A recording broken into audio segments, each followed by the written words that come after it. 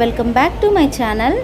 Last time నేను Vizag short video post చేశాను కదా, ఫుల్ వీడియో చేస్తానని చెప్పాను.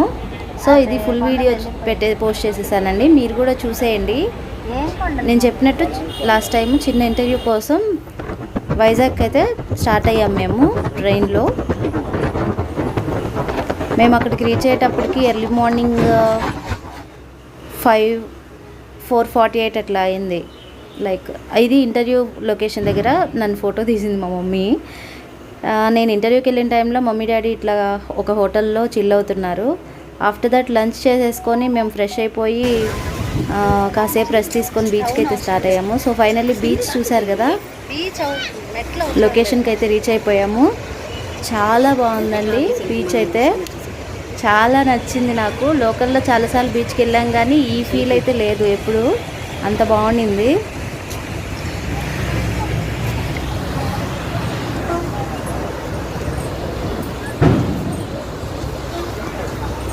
నాకు ఈ లొకేషన్ అయితే తెగ నచ్చేసిందండి. చూడగానే కొన్ని లొకేషన్ చాలా బాగుంది, ఇక్కడ పిక్స్ దిగాలని మంచిగా కొన్ని పిక్స్ దిగేసాము.